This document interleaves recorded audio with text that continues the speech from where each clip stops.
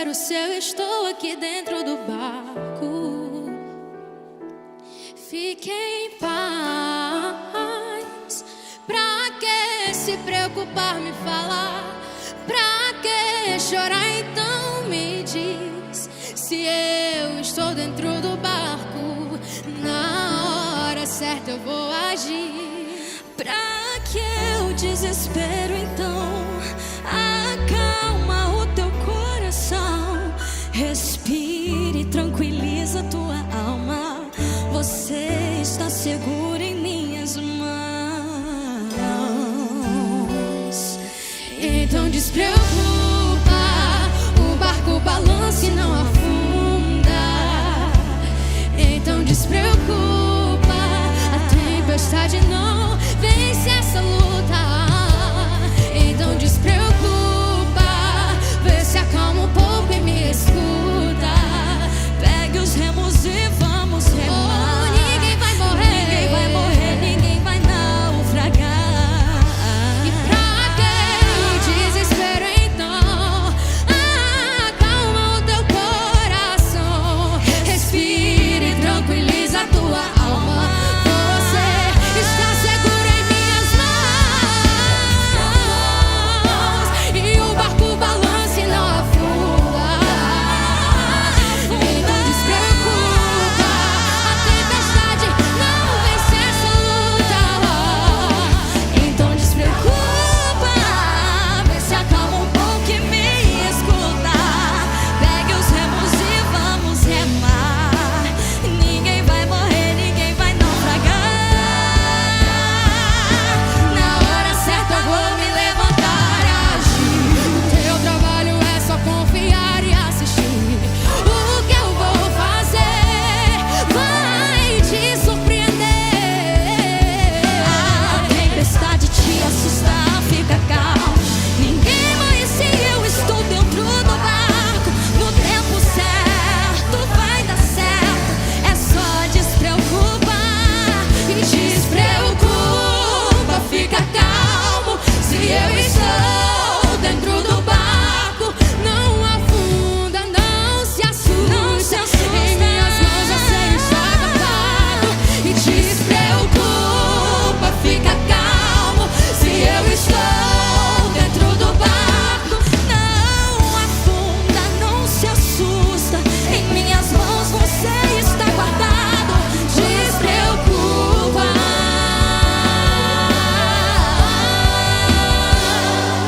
Então despreocupa, o barco balança e não afunda. Então despreocupa, a tempestade não vence essa luta. Então despreocupa, vê se acalma um pouco e me escuta. Pegue os remos e vamos remar.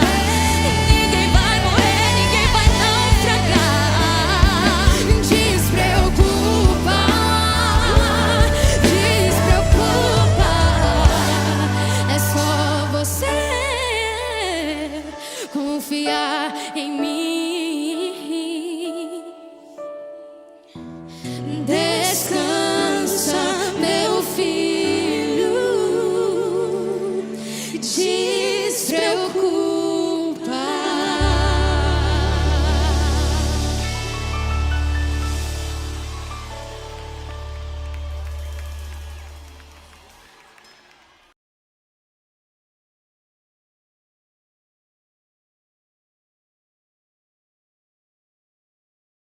Olá, gente. Boa noite a todos. Estamos de volta para mais uma live, ainda conversando sobre esse assunto tão importante, que é o nosso maior valor depois de Deus, que é a família. E hoje eu tenho a alegria de ter uma convidada que vai participar aqui do meu ladinho, é minha esposa Kelly. Estamos casados há quase 25 anos, tá? Com menos de 3 meses para que a gente complete esse tempo de casados, e tem sido uma jornada fantástica viver não só a vida cristã, mas o ministério ao seu lado, meu amor. E hoje a gente quer falar um pouquinho sobre algumas questões, né, ligadas ao casamento e também responder algumas perguntas. Vamos ter uma interação um pouquinho diferente hoje. Abrimos algumas perguntas para que pudessem ser feitas via Instagram também, para que a gente já pudesse selecionar. Já vou adiantar aqui que muitas das perguntas que foram feitas envolvendo o assunto dos filhos, nós vamos intencionalmente deixar para depois, né? Aliás, vou começar, antes até da nossa conversa, respondendo aqui uma pergunta a respeito sobre isso.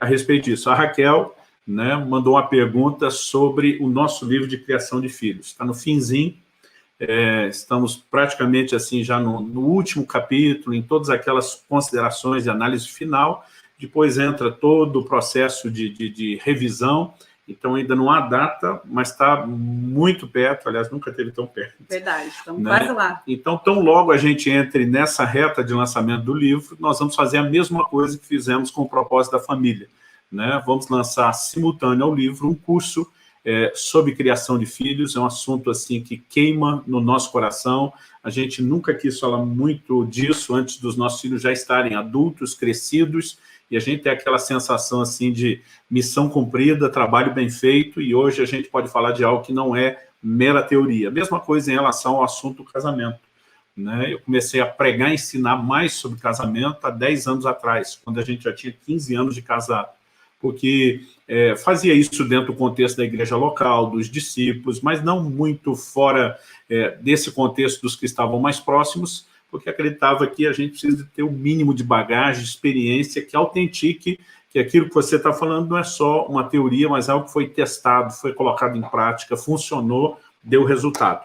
E agora, quase um quarto de século, né? Quase 25 anos, a gente já sente mais... Quarto de século, deu uma sensação de que a gente trazer peso, né, gente? Está bem rodado. É isso aí. Bom, amor, ontem a gente fez uma live com os nossos amigos Ricardo e Maíla, do Ministério Família de Sucesso, pelo Instagram, e alguns assuntos que a gente mexeu ontem, eu não queria repetir o que mexemos ontem com eles, mas eu fiquei com muita vontade que a gente pudesse tocar no assunto aqui. Uma delas diz respeito a essa visão com que se entra no casamento, né? Tem muita gente que olha para o casamento como uma forma de alcançar o seu sonho, a sua realização. Eu não diria que isso sozinho está errado, mas se não tivermos o devido cuidado, a perspectiva ela pode ficar completamente egoísta, né? Tanto que a gente costuma dizer para os jovens, se você quer ser feliz, não case. E eles olham para a gente meio torto, né? Mas a gente diz que a proposta bíblica é que a gente deveria casar para fazer alguém feliz. Deuteronômio 24:5 diz isso. O homem recém-casado, durante 1 ano, não sairia à guerra. A Bíblia diz para promover a felicidade a mulher que tomou por esposa. Isso não significa que no casamento só o homem que tenha que se doar à mulher para fazê-la feliz, né? Nós percebemos desde a criação, né, Deus, reconhecendo o estado de solidão do homem, decidiu lhe fazer uma companheira. Então, um vive em função do outro.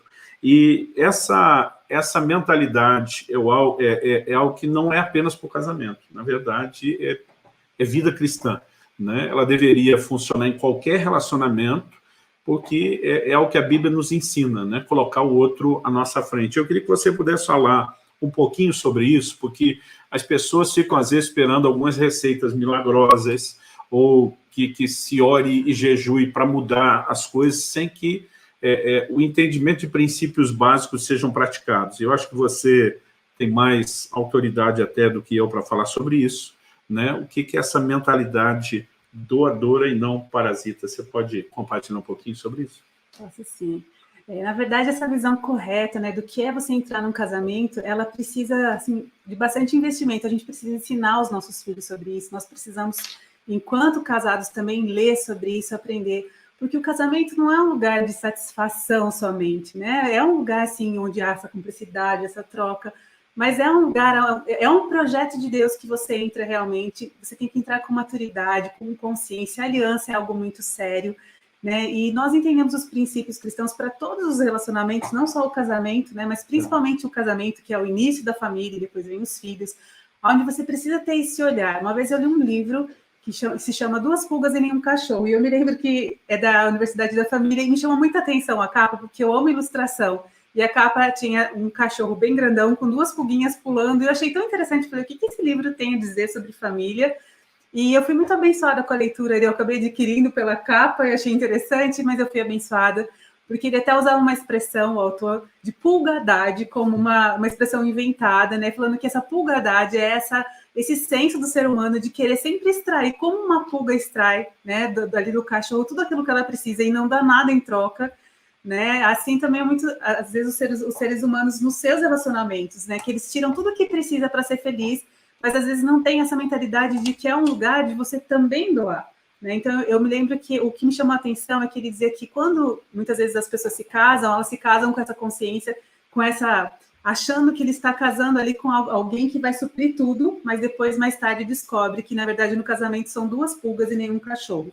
Ou seja, 2 seres cheios de desejo, cheios de necessidade, mas sem ter como oferecer propriamente aquilo que o outro tem necessidade. Então, a dica dele, do autor, é que a gente possa buscar em Deus tudo aquilo que a gente precisa para a gente ser satisfeito, né? E eu lembro que quando ainda nem tinha os meus filhos, eu investi em alguns materiais para criança, que a gente foi fazendo a nossa bibliotequinha para as crianças, assim, e eu lembro que tinha um livrinho chamado Luva Lulu, a Luva Lulu, né? Que dizia que a luva, ela procurava qualquer coisa que pudesse preenchê-la, então a historinha, ela ia em várias patinhas e tentava encaixar, mas somente uma mão humana poderia preencher bem perfeitamente, né, cada espaço daquela luvazinha. E a moral da história era que o coração humano, da mesma forma, só pode ser preenchido por Deus. Então, qualquer busca do ser humano, tipo, ser preenchido em qualquer, sabe, na outra pessoa, qualquer tipo de realização, profissão, então vai ser um fracasso, né? Porque o nosso coração tem o formato de Deus. E a gente precisa entender isso, porque senão a gente vai ter um relacionamento frustrado. Você vai buscar satisfação, reconhecimento, alegria, preenchimento, paz numa pessoa, e nenhuma pessoa está apta para isso. Somente Deus pode satisfazer o nosso coração, né? Então a gente precisa ter, sim, essa mentalidade doadora, mas a gente nunca vai conseguir desempenhar esse papel, essa função bem, se a gente não conhecer a fonte. Né? Porque eu não posso dar aquilo que eu não tenho. Eu não posso dar amor, eu não posso apresentar mansidão, ou bondade, ou benignidade, porque eu não tenho isso de mim mesma. Mas se eu sei a fonte, isso tudo é o fruto do Espírito Santo, que eu acabei de mencionar, e se eu tenho um relacionamento com ele, se eu tenho acesso a essa fonte, eu vou poder transbordar essas coisas na vida daqueles que estão perto de mim, do meu esposo, dos meus filhos, e de quem convive comigo, né? Então, é isso que a gente precisa entender enquanto cristão, né? E ter essa mentalidade de doar, e não ficar cobrando. A mentalidade humana carnal, ela é parasita, ela quer entrar para sugar tudo que puder. A mentalidade divina, ela é doadora, né? O próprio Paulo cita uma declaração do Senhor Jesus, isso não está nos evangelhos, provavelmente ele ouviu da boca do Senhor, e uma das muitas vezes em que o Senhor apareceu a ele, que mais bem-aventurada coisa é dar do que receber. Então, acredito que às vezes as pessoas entendem errado o que está lá a respeito de Adão. Quando Deus criou Adão, Adão era completo em Deus, não tinha pecado, a conexão com Deus estava perfeita, o mundo à sua volta maravilhoso, sem os danos do pecado.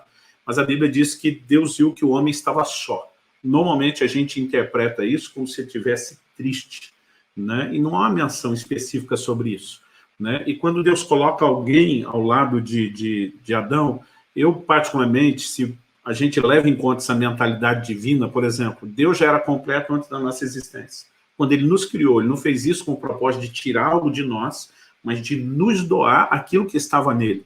Acredito que a criação de uma companhia para Adão tinha muito mais essa mentalidade de que Adão seria completo não apenas com companhia para interagir, mas com alguém sobre quem ele pudesse derramar o que ele recebeu de Deus, do que com essa imagem que nós temos de que no outro está a solução para tudo, né? Então, eu quero fortalecer esse assunto. Nós precisamos ser pessoas completas, que quando se unem com outras, transbordam as suas realizações, e não gente frustrada, né, que espere que de alguma forma aquilo seja apenas suprido pela outra pessoa. Se a gente tiver essa mentalidade, eu acredito que, antes de mais nada, já é o ponto de partida. Agora, uma coisa que, assim, que queima no meu coração é que às vezes a gente perde muito tempo, sabe, buscando subsídios e conhecimento, entendimento em lugares que não vão dar uma resposta. É importante ler materiais bons, é muito importante ouvir pessoas que passaram, mas a gente tem trocado, às vezes, a presença de Deus, essa busca pelo Senhor, que, na verdade, é a fonte do sucesso para todos os relacionamentos, para todas as áreas da nossa vida.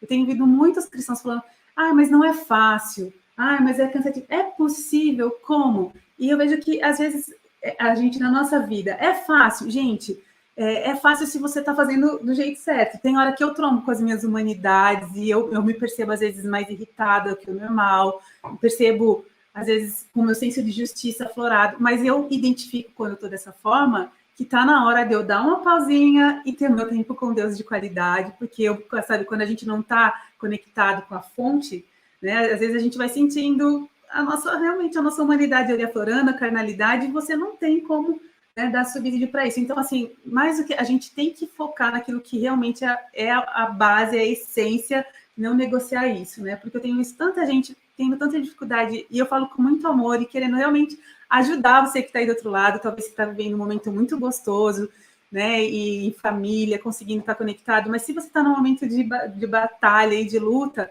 sabe, invista naquilo que com certeza vai te trazer uma resposta, que é o seu relacionamento intenso, consistente com Deus. Né? Isso vai ser realmente a fonte para você poder ter vitória em todas as áreas da sua vida, também nos seus relacionamentos. É verdade. Deus precisa ser visto não apenas como aquele que criou a instituição do casamento, mas como aquele que dá manutenção a ela.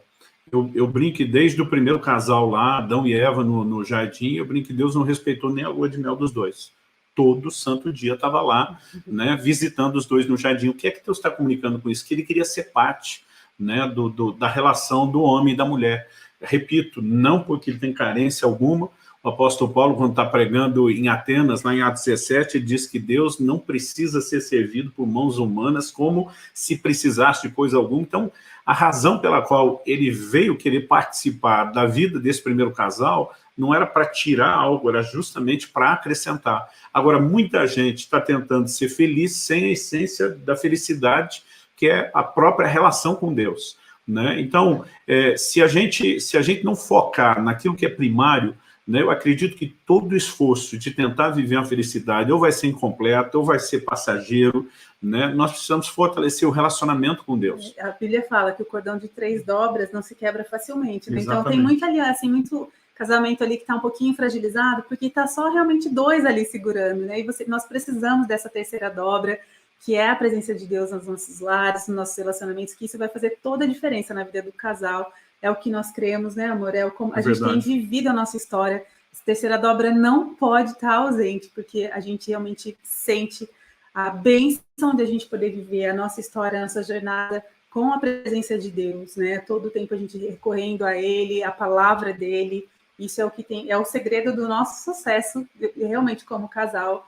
E a gente quer estar compartilhando esse segredo com você. Então, aí, fortaleça o seu relacionamento com Deus, cada uma das partes. E quanto mais a gente busca Deus individualmente, mais a gente vai ficando próximo um do outro também. Isso é algo muito especial. Eu lembro no primeiro curso de casais que a gente fez, recém-casado, né, eles apresentaram a imagem de um triângulo, marido e mulher na base, e eles movimentavam aqueles dois juntos e diziam, olha, quanto mais eles se aproximam de Deus, que estava no topo do triângulo, mais próximo, né, um vai ficar do outro. Então, o apóstolo Paulo diz, eu aprendi a viver contente em toda e qualquer situação. Ele diz, seja na abundância, seja na escassez, né, da onde vinha esse contentamento? Ele diz, em Filipenses 4,13, na sequência, tudo posso naquele que me fortalece. Em outras palavras, está dizendo, o relacionamento com Deus está tão bom que não importa a circunstância, elas não mudam a minha realização, porque a realização não é definida pelas circunstâncias. Então, a gente olha na Bíblia e vê crentes que eram perseguidos, que eram presos por causa do Evangelho, que não tinham um monte de mimo que muitas vezes a gente faz questão de ter, mas eram mais felizes do que a maioria que está correndo atrás dessas coisas. Por quê? Porque eles colocaram o essencial em primeiro lugar. Então, gente, em vez de tentar imaginar o casamento como essa fantasia dos livros de romance desde, né, de muitos séculos atrás, ou do que Hollywood fantasiou, vamos entender a essência, tudo começa em Deus. Então, se nós nos enchemos de Deus, nos realizamos nele, e passamos a ter a mentalidade dele para transbordar na vida do outro, as coisas realmente começam a fazer diferença. A gente fala muito sobre isso a casais, que a Kelly chamou do cordão de 3 dobras, né? Porque se Deus não estiver presente, não dá. Agora, Deus tem que estar presente de diversas formas. Né? Eu acredito que a primeira delas é no compromisso. O casamento não é só aliança entre o homem e a mulher. Malaquias 2,14 nos mostra Deus chamando o relacionamento do marido e mulher de uma aliança da qual ele foi testemunha. Mas a Bíblia também mostra que o casamento é uma aliança de ambos com Deus. os 10 mandamentos no Antigo Testamento, que eram chamados de as palavras de aliança, tinha um mandamento específico sobre não adulterar, era parte do compromisso com Deus. Então, se a gente tiver esse compromisso, não só com o outro, mas em primeiro lugar de cada um para com Deus. Eu lembro em conversas nossas antes do casamento, né, a Kelly olhando para mim um dia e dizendo assim, eu acredito mais no seu compromisso com Deus do que no compromisso que você está firmando comigo. Né? E naquela hora eu falei, olha, na verdade, né, eu não posso separar o meu compromisso com você do compromisso com Deus. A gente estava falando justamente sobre essa conexão e o compromisso com Deus em primeiro. Eu falei para ela, o meu compromisso com você tem que ser uma extensão do meu compromisso com Ele. Se eu não tiver compromisso com você, eu não vou ter com Ele. Né? E nós solidificamos a nossa relação com essa ideia de uma dupla aliança. A segunda coisa que a gente tem entendido é que não existe casais perfeitos, porque não existem pessoas perfeitas. Né? Mas algo que a gente pode e deve trazer para dentro do casamento é esse aspecto de viver intervenções de Deus. Então, já tivemos momentos de resolver conflitos, né? Porque o Espírito Santo trouxe um insight no coração de um de outro. Olha, volte atrás nisso, se quebrante nessa área, entenda esse outro aspecto, mas as intervenções não foram só essa sabedoria prática para a solução de conflito. A gente viveu milagres nas mais diversas áreas. Cura, provisão, né? Em momentos assim, onde a dificuldade não era entre nós, mas era uma dificuldade que nós enfrentávamos juntos, o socorro do alto. Então, Deus quer ser parte do casamento, não só no compromisso, mas como fonte de intervenção. Mas em terceiro e último lugar, eu destacaria essa ideia de que Deus quer ser também o nosso modelo e referência. Você imagina se cada um se esforça para ser parecido com Jesus. Meu pai repetiu uma frase que eu gosto, ele dizia, quando duas coisas se tornam semelhantes a uma terceira, forçosamente elas se tornam iguais entre si, porque é o mesmo padrão para os dois. Né? Então, assim, a turma fala muito das diferenças entre homem e mulher, e é verdade. Né? Não apenas são duas criaturas muito diferentes, mas, além disso, some-se a isso a criação de cada um, que vem em contextos diferentes, e os temperamentos, né? Uma vez que a maioria dos casais vivem naquele ditado, os opostos se atraem. Né? Porque, normalmente, a gente enxerga no outro aquelas virtudes que a gente não tem, e só para pensar que vai descobrir, depois de casar, também os defeitos que a gente não tem. Né? Nesse ambiente de diferença, se Deus é um modelo e referência, a gente, crescendo diante de Deus, pode vivenciar, né, esse terceiro aspecto da participação dele como modelo e referência. Então, gente, não há uma fórmula mágica, existe princípio, e o principal é que Deus seja parte do nosso casamento. Eu acabei não falando disso no início, mas nós iniciamos essa série de lives sobre o propósito da família por conta, né, de estarmos celebrando a reedição do livro O Propósito da Família, que na sua primeira edição alcançou a marca de 100 mil exemplares. Né? E nós fizemos um lançamento, estamos divulgando um produto exclusivo só aqui no orvalho.com, que é a versão desse livro com capa dura. Né? Temos também, junto com o livro, que foi cada um deles dessa edição de capa dura, que é uma edição limitada, eu investi muito bem o tempo fazendo a dedicatória para honrar cada uma dessas pessoas que está fazendo a aquisição dessa edição comemorativa, e também gravei um curso sobre o propósito da família, com 12 lições, que nós estamos enviando junto para aqueles que estão adquirindo o livro aqui no site. Né? Ele já vai dentro do livro, quando você abrir, vai ter lá o cupom, o voucher, que te dá toda a informação, qual é o lugar onde você entra, que é o nosso site escola.orvalho.com, qual o voucher que você insere vai estar nas suas mãos para que você possa acessar o curso também de forma gratuita.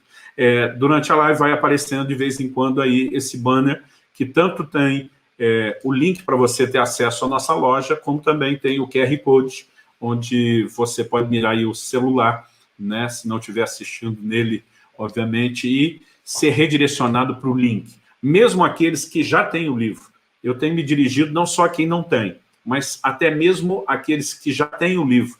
Né? Muita gente dando testemunho, pastor, fui tão abençoado. Eu tenho dito, se você sabe que a ferramenta é boa, e é uma das mensagens mais importantes que Deus nos deu, então eu quero te encorajar, né, a repartir isso para outros, a divulgar, a presentear. Eu acredito que vai abençoar muita gente. Lembrando que a gente sempre fala aqui, né, que como eu não tenho ganho pessoal com a venda dos meus livros, a gente consegue reinvestir isso nos próprios projetos de ensino do orvalho.com. Então, quero fazer aqui o apelo, o encorajamento ao seu coração, você que não comprou o livro ainda, né? Quero te encorajar a adquirir, tenho certeza que você vai ser abençoado e muito. As pessoas às vezes falam, puxa, pastor, família é importante, ora pela minha. E às vezes eu pergunto, quanto tempo você gasta tentando entender família, tentando entender os valores de Deus para a família, né? Como viver a família, porque é numa hora como essa que a gente vai descobrir se você está dando importância ou não. Alguns só dão importância depois que viram as coisas desmoronar. Né? Acredito que nós precisamos entender esses princípios. Eu percebo o volume de perguntas, né? Como eles mostram para a gente que as pessoas às vezes não entenderam o básico sobre o casamento, sobre o matrimônio, sobre o relacionamento. Então, a ideia não é vender um pequeno conselho, né, que pode ajudar apenas uma área. A ideia do livro é que a gente possa cobrir todos os assuntos. Eu diria que é algo mais ou menos assim, imagine um barril. Né? Alguém diz, pastor, estou precisando construir um barril para armazenar uma boa quantidade de água. Né? E aquelas madeiras que são pregadas na verticais, ele tem apenas algumas. Né? Não importa se ele tem algumas madeiras, se ele aumenta, mas se não tiver todas, a água vai vazar. Então, a gente precisa entender casamento e família como um todo, o pacote como um todo. E tanto o livro como o curso te ajuda a entender essas verdades. Tem algo que você queira compartilhar ou podemos responder algumas perguntas? Bora para as perguntas, vamos lá. Então, vamos lá. Essa, eu quero que você possa ajudar aí na resposta, porque é dirigida para você. O Carlos pergunta, como aquele lida com a questão das agendas, no caso deve ser as minhas agendas, né? Visto que nem sempre a família pode estar junto. Quando nós namorávamos, né, a gente já conversava sobre o ministério que o Luciano já entendia em Deus na época, ele era um jovenzinho, tinha 21 anos quando a gente começou a namorar, eu acho, 20, 21. Isso, 21. E a gente já falava das coisas que entendia, e eu lembro quando ele me fez a proposta para a gente namorar, ele falou, eu não posso prometer para você uma vida normal, porque aonde o Senhor me mandar, eu vou, e a minha vida, eu creio que vai ter muitas viagens e tudo. Então, eu não fui pega de surpresa quando eu disse sim ao namoro, noivado, casamento, eu estava dizendo sim a um projeto, a um estilo de vida. Então, a forma como eu me portei... Aliás, queria só contar isso. Quando eu perguntei para você, você gosta de viajar? Porque eu falei, se não gostar, eu não sou a pessoa certa para você, porque as viagens vão ser parte do resto da minha vida. Qual foi a sua resposta? Eu achei o máximo. Eu falei que eu já tinha nascido com uma mochilinha nas costas, né? Porque eu sempre sonhei viajar muito e conhecer todos os lugares que eu pudesse conhecer. E até hoje eu curto muito, assim, sabe? Quer seja aqui no Brasil, uma cidade nova, um estado novo, qualquer oportunidade que eu tenho de conhecer uma nação, eu não desperdiço, eu curto muito. A minha primeira nação que eu visitei, a primeira vez no exterior foi no Paraguai, quando a gente foi ali por Foz, e eu lembro que quando a gente chegou na ponte de Itaipu, foi a primeira vez que eu pisei fora da linha, e na ponte tinha uma linha, então eu fiquei pulando. Falei, uma vez no exterior, 2 vezes, e voltava. Eu pulei umas 16 vezes, fui de cara já 16 vezes e voltei do Paraguai, e de volta. Celebrando. Eu falei que acho que aquilo foi um ato profético, porque assim, eu já mostrei alegria já na primeira pisada ali, e eu sempre curti muito mesmo, mas uma boa parte da agenda nesses anos realmente não pude acompanhar, porque nós nos casamos, 3 anos depois já tínhamos o nosso primeiro bebê, depois mais 3 a segunda. Aliás, isso é algo que a gente conta num pouquinho mais de detalhes no livro de Criação de Filhos Está por Vir, né? Como a gente teve que, em momentos diferentes, gerenciar isso, mas termina. Só aproveitar para anunciar. E aí, quando chegou essa fase das crianças, então a gente foi adequando de uma forma que a gente sentia que, né, os filhos estavam sendo preservados, a rotina deles era importante. Sempre quando dava certo de nós irmos todos juntos, era sempre uma festa, uma alegria. E quando a gente ficava em casa também era uma festa, uma alegria, porque a gente celebrava todos os feitos de Deus, né, através da vida do Luciano. Então ele contava, ele ligava para a gente, falava como tinha sido os cultos. E nós éramos a equipe de intercessão, né? Aliás, desde pequenininhas as crianças oravam junto. Numa época que a gente não tinha internet no celular, e isso não era tão fácil. Deus sabe o investimento que eu fiz, gastando ligações no celular ou chamadas a cobrar para casa. Nossas contas telefônicas eram altas, né? Com uma forma assim de nunca ficar desconectado da família.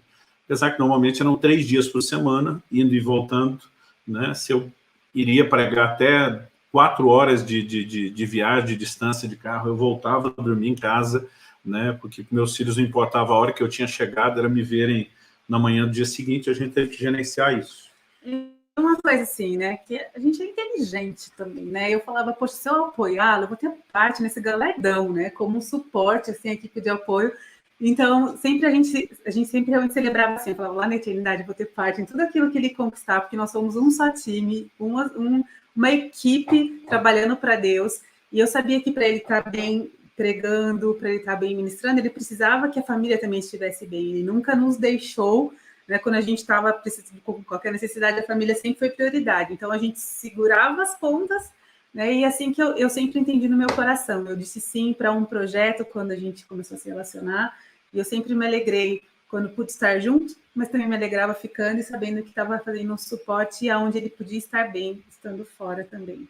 Que se não houvesse esse acordo, eu tentei me certificar de que Kelly entendesse isso antes de começarmos o relacionamento, mas se não houvesse acordo, essa alegria, né, essa cumplicidade, pode ter certeza que eu deixaria de viajar até que isso fosse resolvido. Né? Nos últimos 18 a 19 anos, foi realmente um ritmo de viagem mais ou menos quinta, sexta, sábado, né? Ficando fora praticamente quase toda semana, nem sempre deixando a família, né? Muitas vezes entre idas e vindas, mas isso exigiu de nós bastante. Bom, tem uma pergunta. Você eu só ia falar algo, né? Porque hoje em dia existe tantos barulhos e movimentos que ferem a palavra de Deus, mas uma das coisas que Deus fala sobre nós mulheres é que nós somos chamadas para sermos auxiliadoras, né? E nós, desde lá de Gênesis, uma auxiliadora idônea. Então, eu sempre me senti muito desempenhando o meu papel, todas as vezes que eu me sentia contribuindo, sabe? Ajudando, sempre esse suporte. Né? E isso não é porque a mulher é menos nem nada, é porque a Bíblia fala sobre uma auxiliadora idônea, e essa palavra idônea significa apta, capaz, habilitada, né? E nós temos, sim, em nós, né, quando a gente está realmente conectada com a fonte, essa capacidade de ser forte, sabe? De dar sustento até emocional, porque às vezes a gente olha as mulheres, são as mulheres que são mais, como a gente pode dizer, as mulheres que têm TPM, as mulheres que às vezes são as doidas da relação, mas, ao mesmo tempo, a gente é muito forte para lidar com pressão, com dor, com parto, com tantas coisas que são difíceis da vida, né? E quando a gente se decide realmente a tomar esse lugar de ser suporte, de dar força para o esposo, eu vejo tantas mulheres que eu admiro, porque elas fazem isso tão bem. Eu vejo muitos homens realmente que estão em lugares, sabe, de destaque, mas a esposa ao lado faz toda a diferença, e eu posso ver, sabe, não precisa nem explicar muito, às vezes você bate e fala, essa mulher pode ser um bom suporte para esse homem estar nesse lugar, sabe, com uma família assim, que está funcionando e tudo mais. Então, acho que a gente entender isso também, né, nos dá para mim, me dava uma realização, por entender que eu também estava cumprindo o propósito como mulher diante de Deus também. É verdade. Bom, muitas vezes, obviamente, viajando junto, a gente podia ministrar junto, mas com essa fase das crianças enquanto pequenos e que não interferia no estudo, a gente também conseguia levá-las mais. Né? Depois a Kelly precisou dar mais atenção a elas para que não fosse de alguma forma afetada, não apenas no estudo, na criação, eles precisam de rotina, uma série de coisas. Mãe pedagoga, gente. Mãe pedagoga, a gente precisou ajustar. Mas eu gostei da pergunta, porque é algo que nem todo mundo pensa. Né? É lógico que não é apenas um tipo de pastor que viaja que tem esse desafio. Hoje a gente tem muitas profissões. Né? Tem lá o jogador de futebol, tem a pessoa que trabalha no departamento comercial, que depende de vendas, de reuniões, né? E todo mundo tem desafios para não deixar que a família seja comprometida. Mas um texto que me chama a atenção, eu queria mencionar aqui, é 1 Coríntios, capítulo 9, versículo 5.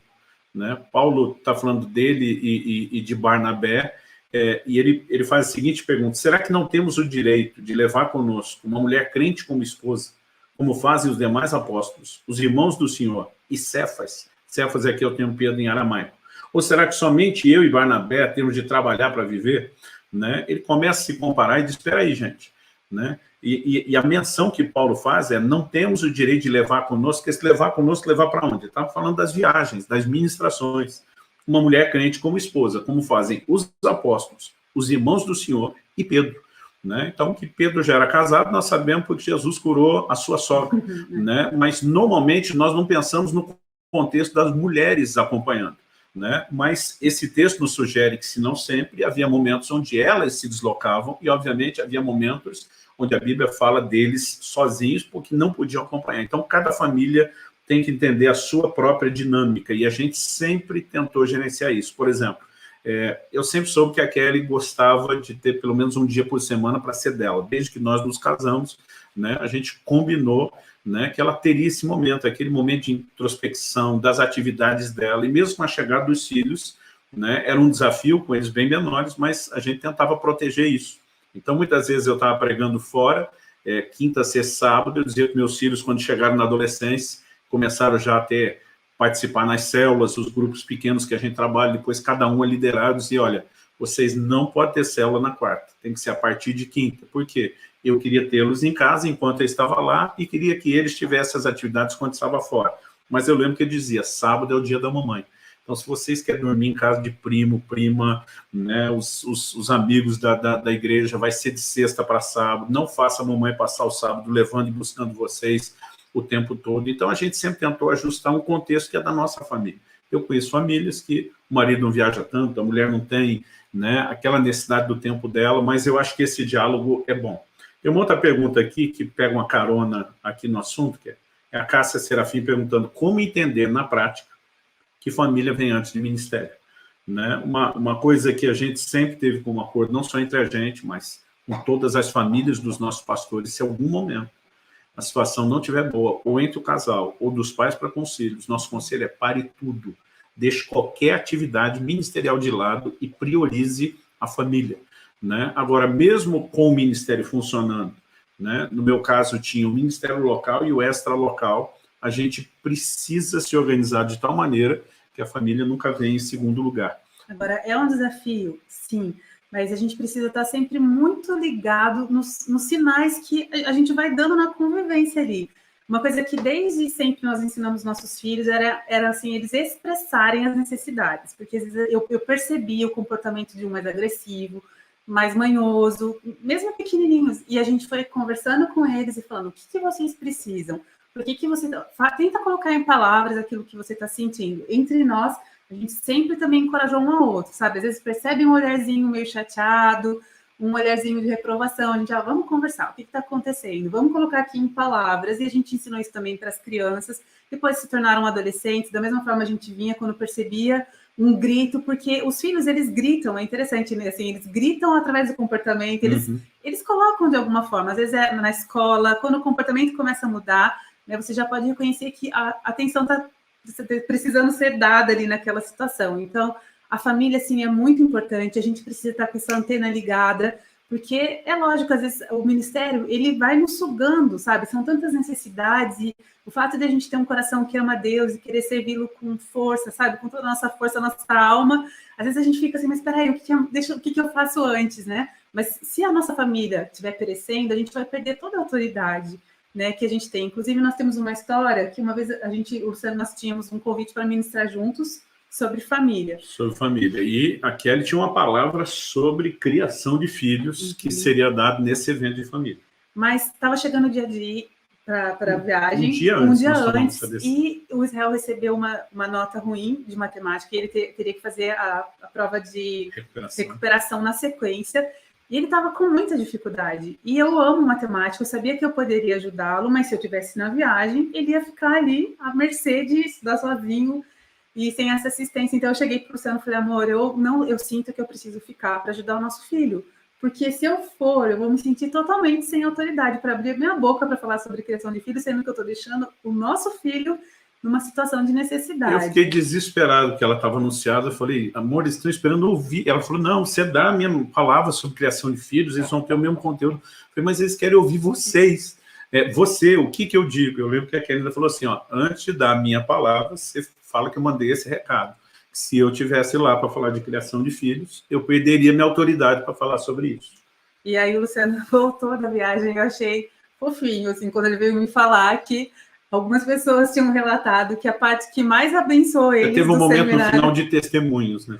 E algumas pessoas relataram que o que mais tinha abençoado tinha sido o meu recado. E ele falou, você nem foi, você conseguiu alcançar o coração de algumas pessoas com o seu recado. Porque é isso que a gente sempre acreditou. né? A gente precisa ter esse olhar. Então, assim, como, né, a gente vai identificar? É tendo realmente esse olhar, e se tem uma necessidade familiar, gente, tem que pôr o pé no freio, né? Realmente não deixar aquilo que é urgente tomar lugar daquilo que é importante. E nós precisamos estar com a família funcionando, com a família saudável, para a gente poder tocar as outras famílias. Então... Bom, o ministério não é o único vilão. Isso na vida de quem é o ministério tempo integral, ele também é o trabalho. Mas o trabalho, em qualquer aspecto, pode levar as pessoas a se envolverem de tal forma que a família seja negligenciada. Então, a gente sempre lembra, não existe sucesso, não existe ambição. Aliás, essa é uma frase de um líder mormon, até por ele ser mormon a gente não usa demais, mas ficou muito conhecida. Ele diz: nenhum sucesso na vida compensa o fracasso do lar. Né? E eu concordo, né? Nesse assunto eu concordo com esse líder. Nenhuma outra área deveria ser mais importante em termos da nossa atenção e de buscar ser bem-sucedido do que a questão familiar. Às vezes, né, vale a pena até você reduzir o teu padrão, por exemplo. Se você, às vezes, em função de ficar horas trabalhando para manter um padrão mais alto, está perdendo o coração dos seus filhos, o coração do seu cônjuge. Então, esses valores precisam ser continuamente revistos, né? E eu acho que quando a gente trabalha no ministério ou qualquer outro trabalho, a família precisa constantemente ter esse bate-papo, para ver se está conseguindo, né? E realmente dar prioridade. Eu acho que existem muitas formas de a gente estar se reconectando, e isso é um exercício. Bom, você abriu um espaço para eu inserir aqui outra pergunta. A Érica Rodrigues pergunta: com a saída da mulher do lar para o mercado de trabalho, em que o propósito da família foi afetado? Então, antes de mais nada, eu queria dizer que eu não sou contrário a uma mulher trabalhar fora de casa, né? A gente precisa entender que, ao longo do tempo, muitas dinâmicas mudaram. Aliás, teve a época que nenhum homem trabalhava fora de casa, ele trabalhava na horta de casa. Né?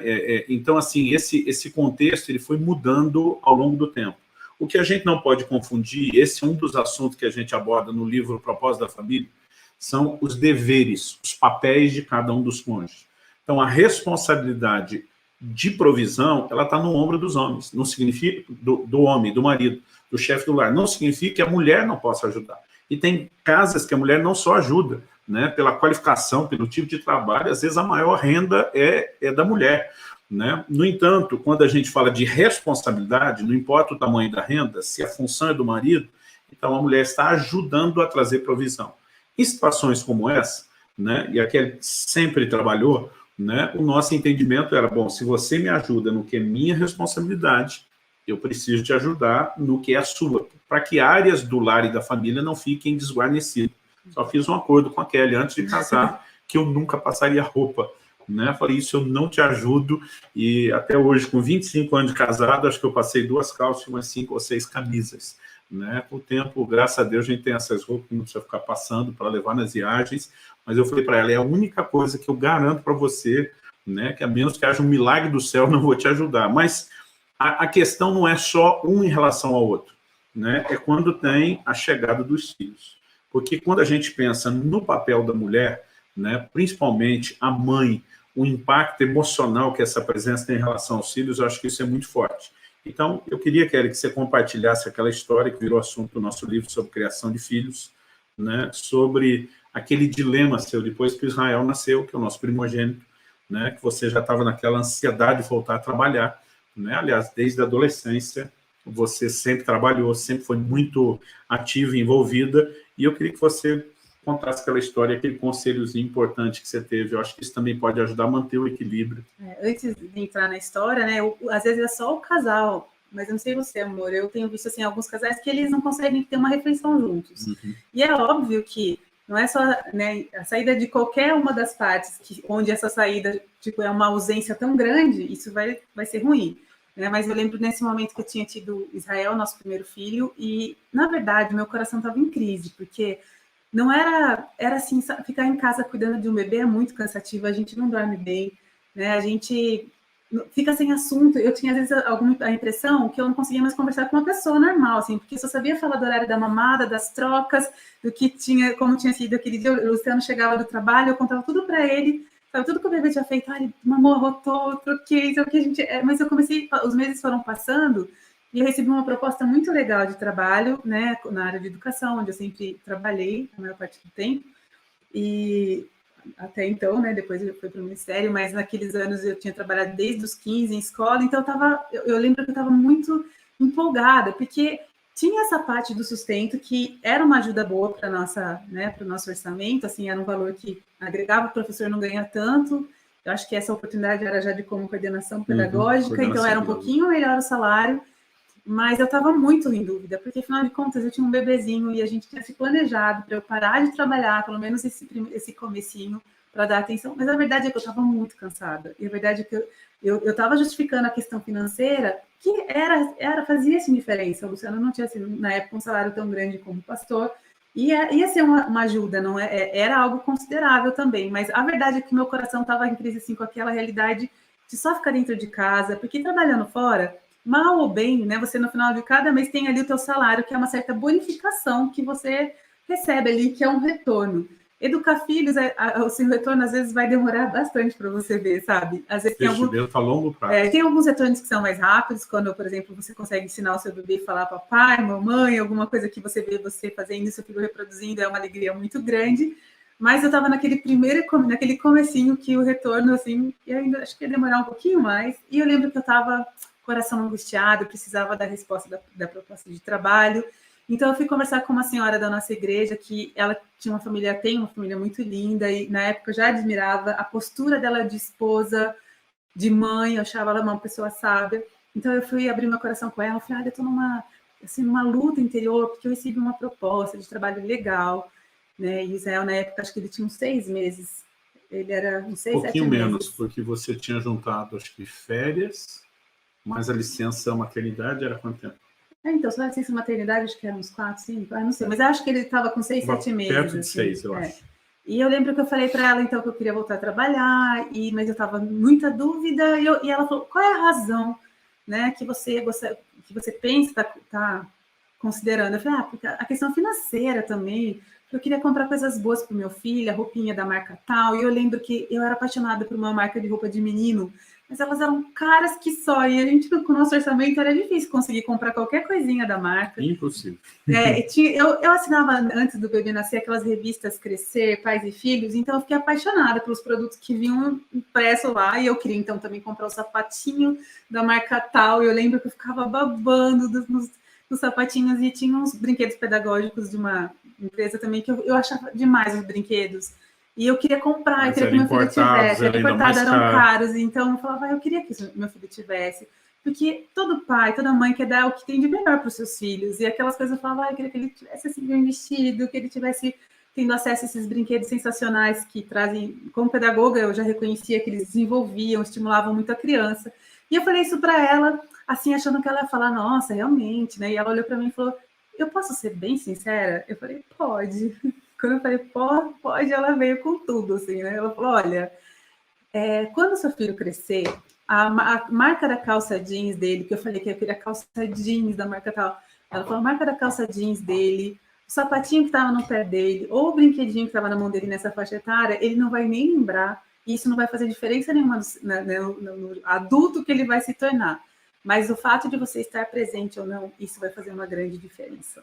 E quando ela falou isso, eu falei, arremei, sabe? Porque fazia muito sentido para mim.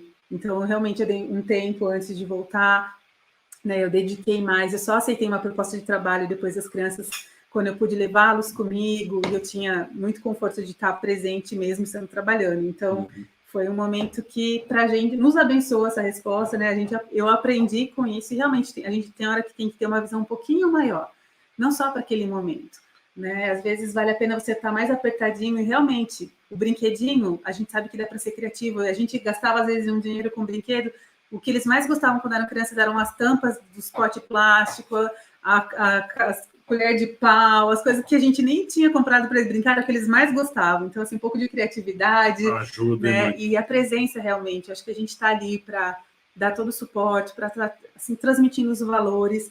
E nada vai pagar, sabe? A gente perdeu algumas coisas dos nossos filhos, assim, é de doer o coração. Você perdeu os primeiros passinhos, os primeiros balbucios, a primeira vez que falou tal palavra ou aquela, as primeiras expressões, isso não tem dinheiro que pague, então... Muitos pais, às vezes, preocupados só com esse aspecto de construir a carreira e ter o ganho, né? cresceram completamente distantes e desconectados. Então, a questão não é se a mulher pode ou não pode trabalhar, é como gerenciar isso. Então, acho que a pergunta sempre a ser feita, né?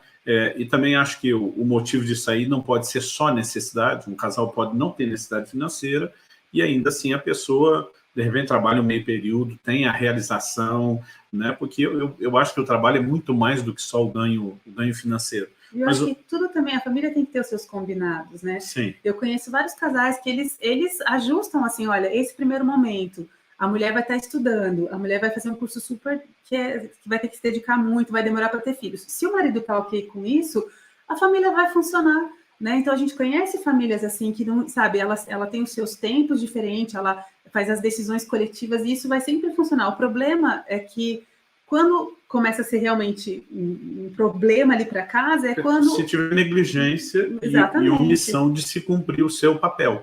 Né? Ou às vezes já acontece, né? Me lembro de uma ocasião, quando eu e você mudamos para Irati, para plantar a igreja lá, e a gente já estava 1 ano sem férias, e a gente combinou ficar outro ano sem férias, né? Mas eu lembro quando chegou a metade do ano, você me procurou e falou, olha, quando nós combinamos 1 ano a mais sem férias, eu não estaria trabalhando, né? Você tinha voltado a trabalhar com as minhas viagens, que foi quando começou, você tinha que ajudar muito mais na igreja, eu deixei de estar presente 3 dias da semana para te ajudar com os filhos, então foi criando uma sobrecarga, e eu lembro que a gente teve que parar no meio do ano e dizer, vamos repensar, porque se continuar dessa forma vai ser problemático, né? Então, eu acho que o ponto não é o que faz, é porque motivações, tem gente que está procurando fugir do lugar onde deveria estar, né? Eu já vi gente falando assim, não, mas é que eu preciso me realizar, né? Eu acho que a maior realização está em, primeiro, a gente cumprir o papel que Deus tem para a família, né? Eu não posso dizer que para me realizar eu tenho que viver de diversão, não vou trabalhar para suprir minha casa, né? Então isso seria muito egoísta, e muitas vezes a motivação, ela está errada, então ela tem que ser checada, e se está havendo negligência ou não. De resto, há detalhes que isso vai depender de cada casal, de cada família. Tem gente que pergunta, pastor, qual a idade certa para ter filhos, por exemplo? Isso é uma pergunta que nos fizeram. A gente diz, depende de cada um. Tem casais que ainda estão estudando, fazendo curso, tem metas que vão fazer com que eles estejam tão ausentes que eles preferem esperar e ter os filhos depois. No nosso caso, quando a gente casou, a gente tinha um plano, casamos cedo, eu tinha 22 para 23 anos, aquele 19 para 20, né? E a gente queria ter esperado mais tempo, mas nós tivemos um entendimento em Deus sobre o tempo que nós estaríamos vivendo hoje, que a gente deveria antecipar a chegada dos filhos, né? E que chegaria esse momento de cada um deles entrando para a fase adulta e a gente estaria liberado para esse momento que nós precisamos estar. Foi um entendimento que nós tivemos e nós aceleramos. Então, eu acredito que não tem certo ou errado. Deixa eu colocar aqui uma outra pergunta, falando sobre como lidar com esses desafios. Acho que dá para encaixar aqui, que o Dago Vilarinhos perguntou como a família lidava com seus grandes períodos de jejum. Bom, em primeiro lugar, de você falar, eu quero dizer que não foram tantas ocasiões assim, né? Em termos dos períodos prolongados, eu tive... desses jejuns de mais de uma semana, não foram tantos, né? E normalmente não estava fora, mas eu acho que teve um de 21 e 2 de 40 dos últimos anos que talvez precise atenção. O de 21 a gente estava mais perto, não era nada tão fora do normal. Eu acho que o primeiro que eu fiz de 40 na água, você ficou um pouco preocupada. Esse foi porque ele estava viajando muito, ele sentiu de Deus de fazer, e as atividades, a agenda estava já feita, então ele falou, não, eu vou manter os meus compromissos, porque Deus está me pedindo, conhecendo tudo que estava planejado, então ele vai me sustentar.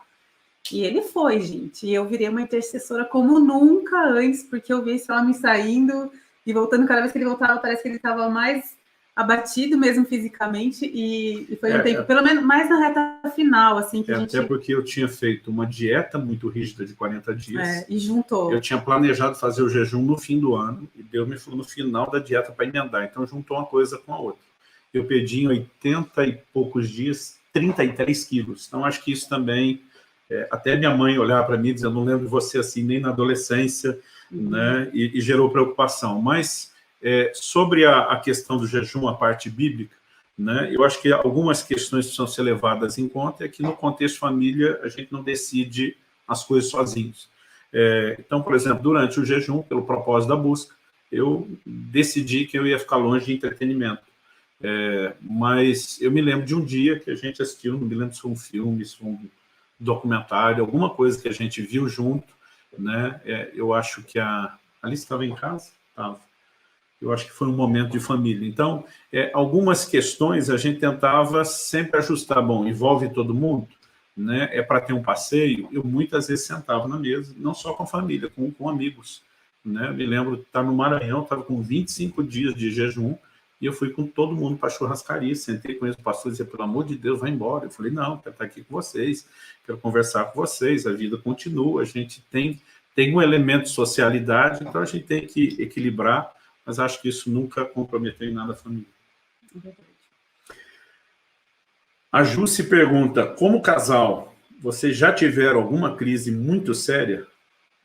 Não, a gente nunca teve uma crise muito séria. A gente já teve vários perrenguezinhos do dia a dia, né, aos quais a gente sempre recorreu à conversa, ao diálogo, à oração. Teve uma situação quando os nossos filhos eram pequenos que a gente pediu ajuda dos universitários, porque eu me lembro que... já tinham experiência. Eu lembro que eu comecei a achar que... Acho que era só o Isa que a gente tinha ainda, era só o Israel. E eu comecei... O Luciano parecia que estava disputando atenção junto com o Israel. Eu estava dando muita atenção para ele, porque eu me sentia assim, meu Deus, eu preciso manter esse ser humano vivo. O que eu faço? Meu Deus, socorro.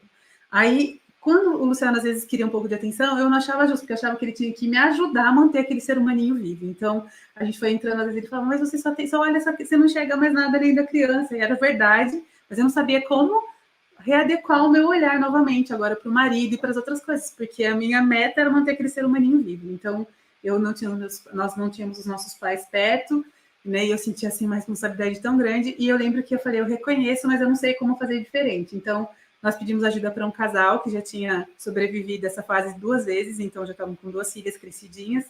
E eu lembro que a gente sentou com eles, nós já éramos pastores, mas a gente falou, nós estamos aqui, nós éramos pastores, inclusive desse casal, que eram também nossos amigos. Eu lembro que a gente sentou, a gente falou, a gente não está aqui como pastor de vocês, não, tá? A gente está como um casal de amigo que está passando um perrengue aqui, e a gente quer essa ajuda. E quando a gente falou, a gente abriu nossa situação, eles começaram a rir muito. Eu lembro deles rindo, assim, eles riram, eles falaram, olha, vocês vão sobreviver, vai dar tudo certo, né? E eles deram algumas dicas. Aí a esposa falou, olha, eu passei também por isso, né? E você vai ter que entender que seu filho ficar ali um pouquinho, tipo, ele não vai morrer, deixa ele lá no bercinho, no quarto dele, vocês não deixem de cultivar o relacionamento. Então, a gente foi fazendo alguns exercícios, mas a gente nunca teve uma grande crise, porque uma coisa que a gente aprendeu desde cedo é que a gente precisa... Prevenir é melhor do que remediar. A gente precisa matar, sabe, as raposinhas. Então, assim, não deixar as coisas pequenas ficarem no meio, né, da nossa relação. E porque nós aprendemos com, né, pessoas, assim, muito especiais. Eu lembro que uma vez a gente foi numa reunião com pessoas que a gente admirava muito, e foi feita uma pergunta, né? O que você atribui o sucesso do seu casamento? E aí a gente estava lá, a gente era ainda novinho casado, assim, recém-casado, e aí a gente estava ouvindo aqueles homens e mulheres de Deus falando, tal, e a gente prestando atenção. Comunicação. A gente ora junto, a gente tem uma boa comunicação, tá? Daí chegou um casado e disse assim, a gente se dá bem porque a gente briga, como que a gente briga limpo. Aí alguém a gente briga sempre e briga limpo. Aí alguém falou assim, briga com a vassoura?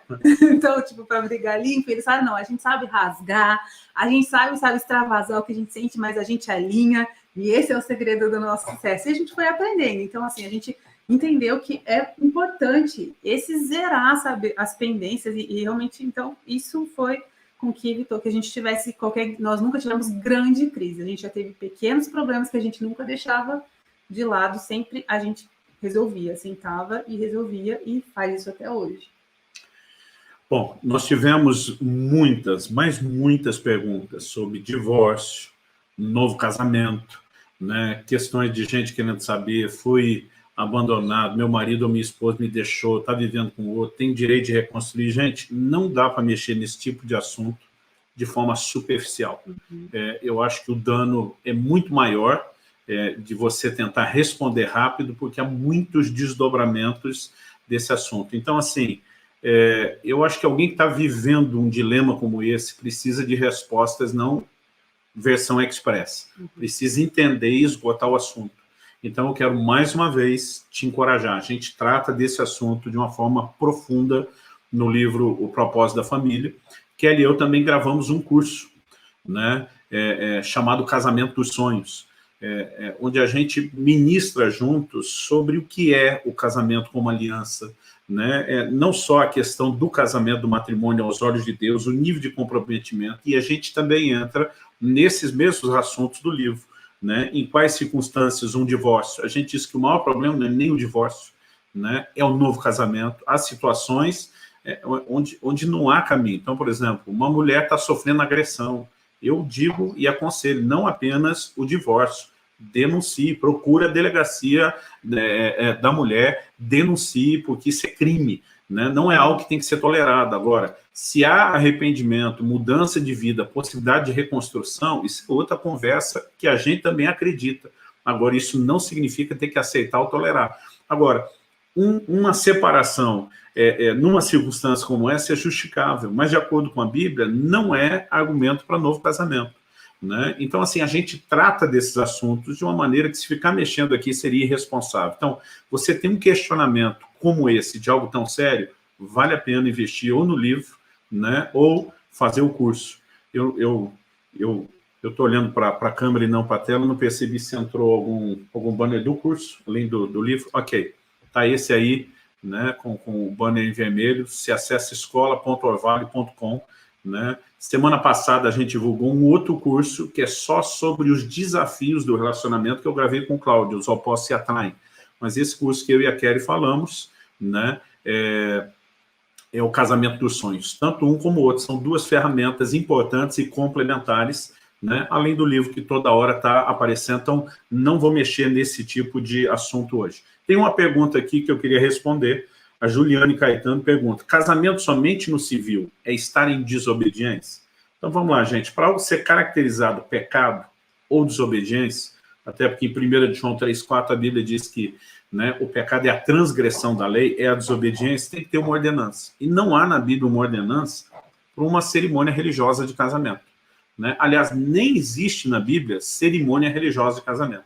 Ah, pastor Jesus fez um milagre nas bodas de Caná. Era uma festa, né? Não há nada, nenhum indício, nem bíblico, nem cultural, de uma cerimônia. Agora, como eles tinham o entendimento de que o casamento era uma aliança, e a aliança precisava de testemunha, então tinha que haver um comprometimento público de ambos, não apenas com as testemunhas, mas como, né, Deus como testemunha também, e quem instituiu e requer de nós o zelo pela aliança. Então, isso não significa, né, ao longo dos séculos, a Igreja Romana estabeleceu, né, todo um protocolo em relação ao casamento, até por, né, N razões, que envolve até também boas intenções de controle, mas de organização, mas nós entendemos que isso não é um requisito bíblico. Agora, se queremos entrar no casamento nos moldes bíblicos, precisamos entendê-lo como aliança e tratá-lo como tal, né? E acredito que as cerimônias se fazem hoje, elas nos dão um entendimento de vários aspectos importantes da aliança,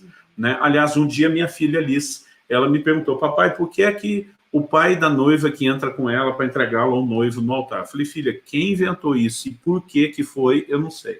Mas eu lembro, falei para ela: vou te dizer por que a gente concorda em fazer. Expliquei para ela, baseado em Números 30, né, que quando uma mulher, por exemplo, solteira, morando na casa do pai, fazia um voto, o pai tinha que validar. Senão, se o pai não validasse, Deus iria dispensá-la do voto, porque o próprio Deus respeita a autoridade que foi estabelecida. Mas se o pai validou o voto, então ela está lá cumprindo, agora ela casou, saiu da casa do pai, e vai estar debaixo da autoridade de outro homem, que é o marido. Agora era o marido que tinha que validar o voto. Se o marido não validasse, Deus iria liberá-lo. Então eu falei para ela, falei: filha, no dia que você sair da casa do papai, né, por meio do casamento, se unir na aliança com alguém, estiver debaixo da autoridade de uma outra pessoa, há uma transferência de autoridade. Então, até isso para nós é simbólico, e essa é a razão pela qual a gente faz. Agora, daí, né, a dizer, e eu acho lindas as cerimônias de casamento, e sou fã de que se faça, né, acho que a gente tem que simplificar, tem muita gente tornando isso caro, oneroso, vira ostentação, vira uma disputa, uma competição, mas há uma beleza na cerimônia que é feita diante de Deus. Agora, a bênção não vem porque teve alguém orando, né? A bênção, é lógico que começar já na presença de Deus, honrando a Deus, ótimo, é um princípio, né? Mas a bênção vai estar lá se o casal cultivar a presença de Deus e praticar os princípios dele. Tem gente casando na igreja e Deus não está lá naquele casamento, né? Isso não é justificativa para não estar. Agora, aconselho o casamento, né, no civil. Acredito que o erro, né, é alguém querer casar na igreja e não ter o civil, porque aí não está adequando isso de acordo com a lei. Pastor, mas hoje em dia tem, né, esse reconhecimento da união estável. Isso é algo posterior para regularizar uma negligência do casamento anterior. Nós, né, vamos andar em conformidade acreditamos leis, né? que é importante que a lei exista para atender pessoas que acabam sendo vítima, né, de uma não formalização da união, mas isso não é o que a gente espera, obviamente, dos cristãos, que andem de acordo com o preceito de Deus, com a lei, que o relacionamento seja formalizado perante Deus e perante a sociedade. Então, o maior erro seria não ter o casamento civil, e não necessariamente não ter o religioso. Agora, isso pode ser muito importante também na formalização. Nós fizemos os dois, né? Aliás, nosso casamento foi uma cerimônia religiosa com efeito civil. Fizemos a combinação de ambos, mas ninguém deveria ser culpado por isso. E quem lá atrás não teve, né, e tem o desejo de realizar como um sonho, né, ótimo, mas não, particularmente, a gente não acredita que algo esteja faltando se a pessoa não teve. Acredito que não dá para responder muito mais coisas. Espero, né, que a gente possa ter mais lives juntos, meu amor. Fazer isso com você é fantástico. Aliás, tem muito assunto que eu quero que você toque e a gente vai mantendo o povo atualizado sobre isso. Mas antes de terminar e concluir, eu queria falar mais uma vez aqui duas coisas. Elas estão bem relacionadas. A primeira, Deus me chamou para um ministério de ensino. Então, essa minha preocupação de nunca dar uma resposta rápida, né, porque a gente tenta construir sempre uma visão abrangente, integral de um assunto.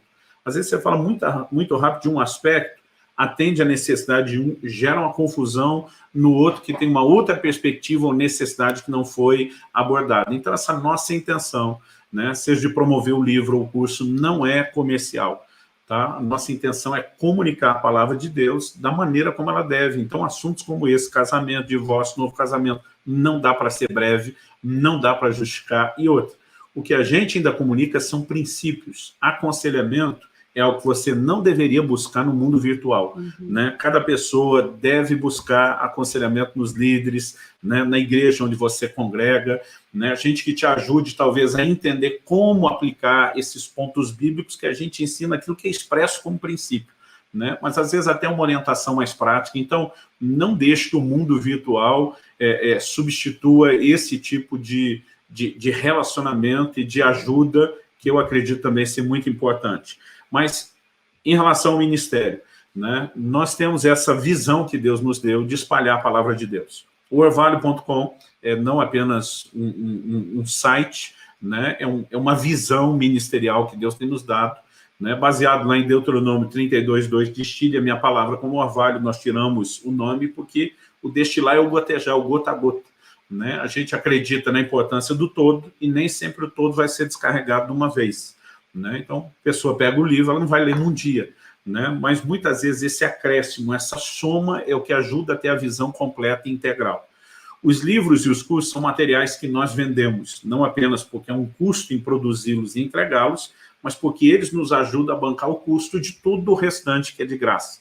Então, quando você compra um livro como esse, né, do Propósito da Família, ou qualquer outro dos nossos materiais está ali à disposição, você está nos ajudando a manter esses projetos. Quando, né, você consome qualquer dos materiais gratuitos, você está sendo beneficiado ou pela sua compra ou pela compra de outros. Mas há uma outra maneira de nos ajudar a levar a visão adiante. Nós temos não apenas tentado ampliar a produção de materiais, como também a tradução disso para muitos idiomas. Eu creio numa palavra de Deus que o Brasil vai servir as nações. Esse é o investimento que nós estamos fazendo. Né? Livros nossos já foram vertidos para o italiano, para o francês, para o espanhol, para o inglês, para o alemão, né? Para o japonês, e nós precisamos seguir nesse projeto das traduções. Então, uma das formas que você pode nos ajudar, né? Está aparecendo aí na tela um QR Code, né? Você pode usar o PicPay e fazer uma transferência para o Ministério, que é uma associação sem fins lucrativos, ou você pode entrar nesse link que aparece nesse banner azul aí, que é o orvalho.com/cooperadores. Lá você tem informações ou de contas do ministério, se quiser fazer uma transferência de qualquer valor, né? Tem gente que diz, eu não posso fazer muita coisa, tem aqui 10, 20 reais, não vai fazer diferença. Eu digo às pessoas, não pensem assim, né? Mais importante do que ter pouca gente dando muito, é a gente ter muita gente dando pouco. Alcança o mesmo resultado, mas tem um engajamento muito maior, uma participação muito maior. Então, a sua ajuda, ela é bem-vinda. Não é uma condição para que você seja abençoado e nem para que usufrua dos nossos materiais, mas para aqueles que têm essa visão, essa mentalidade. A gente quer transbordar, essa é uma forma de nos ajudar e a gente quer que você tenha acesso. Alguma consideração final que você queira fazer, meu amor? Só quero falar que a família é um projeto de Deus, é maravilhoso viver família, e se você está passando qualquer momento, né, de crise, de dificuldade, não deixe de crer, de orar pela sua família, né, e eu creio que em nome de Jesus você vai poder viver esse projeto, essa realização, em nome de Jesus. Bom, falando em orar, já que eu tenho você aqui, que nunca me deixa terminar uma conversa, um aconselhamento com ninguém sem orar, eu acho que a gente podia fazer o mesmo com esse povo, né? Então vou pedir para você, meu amor, terminar orando. Eu vou estar orando junto, crendo, concordando com você, e depois disso a gente encerra formalmente a live.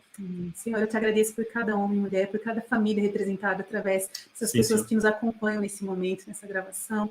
E eu quero pedir que o Senhor possa fortalecer o coração de cada um sobre a visão familiar, sobre esse projeto maravilhoso do Senhor para cada um de nós, que nós possamos ter um coração sensível à tua direção, à tua liderança, ao teu tratamento, que todo orgulho, Senhor, tudo aquilo que nos impede, muitas vezes, rouba de vivermos aquilo que o Senhor tem para nós, seja realmente lançado fora dos nossos corações, que nós possamos ter em humildade, realmente para buscarmos a Ti como realmente dependentes do Senhor, para tudo aquilo que nós fazemos, para as intervenções que nós precisamos nos nossos relacionamentos. Eu abençoo todas essas famílias aqui representadas, esses casamentos, em nome de Jesus. Eu peço àqueles que nesse momento se encontram realmente em um momento de crise, de dificuldade, que o Senhor possa fortalecê-los, fortalecer a fé do coração, para que eles possam vencer, que hajam todos os ajustes necessários debaixo da bênção do Senhor, que haja restauração, que haja cura, em nome de Jesus, que os filhos possam se conectar aos pais, que a resposta de oração que tem sido realmente encaminhada ao Senhor, Pai, possa ser recebida por essas famílias, em nome de Jesus, Pai. Nós os abençoamos, agradecemos, porque nós sabemos que o teu melhor ainda está por vir, Senhor, sobre as nossas famílias e as nossas casas, em nome de Jesus. Amém. Amém. Bom, comecei falando que tem sido uma aventura fantástica viver a vida cristã, o ministério ao seu lado, e termino dizendo isso, você tem sido fantástica, né? Você, de vez em quando, as pessoas perguntam, até nossos filhos, pai, o que mais mexeu no seu coração em relação à mamãe? Eu falei, olha, me apaixonei por muitas coisas, né? Mas uma delas foi o coração que você sempre teve para o Senhor. Aliás, nem todo mundo sabe disso, mas na sua adolescência chegou a pensar em ser freira, graças a Deus que não foi, mas pensa numa mulher... Eu não tenho informações para isso. Pensa numa mulher crente, né, que tem me abençoado, e você tem sido fantástica. Eu quero deixar aqui publicamente minha gratidão, expressar meu carinho e meu amor por você. Eu também expresso meu amor e dizer que eu também estou amando essa jornada ao seu lado, é muito bom. É aquilo que eu falei quando eu te conheci, que eu queria que... Eu confiava no teu compromisso com Deus, tem sido realmente eu me sinto sábia por ter escolhido dessa forma, porque realmente você tem honrado ao Senhor todos esses anos, continuo te admirando muito nisso, mas você sempre honrou muito a nossa aliança e eu sou muito abençoada nisso, eu também amo você. Estamos juntos. Deus abençoe, gente. Deus abençoe. Boa noite.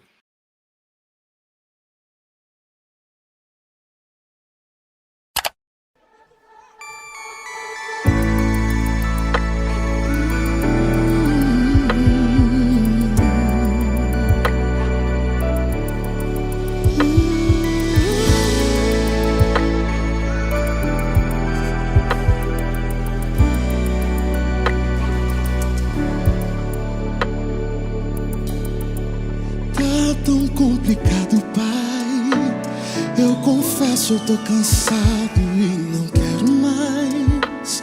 Tô exausto e com medo. Tem dias que o peito aperta, tem dias que o fardo pesa. Nem que fosse arrastando, eu não volto pra trás. Fica aqui comigo e não sai mais. És o meu alívio, tudo que eu preciso bem aqui comigo pra eu continuar.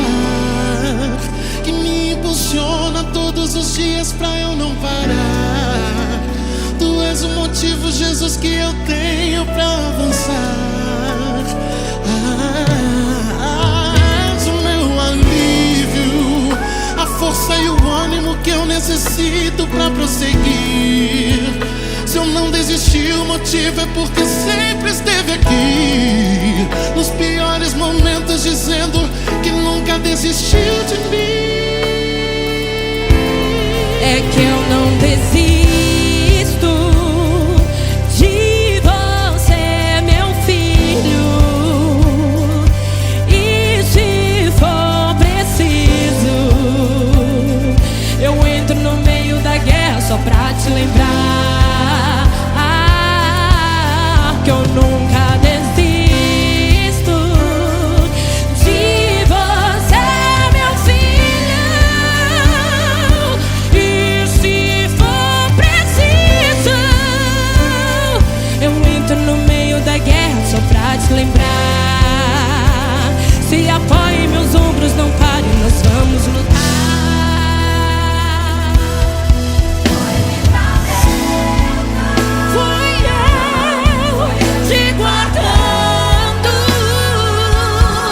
Eu sei que sofreu e não entendeu que eu estava te ensinando. Você só sofreu agora.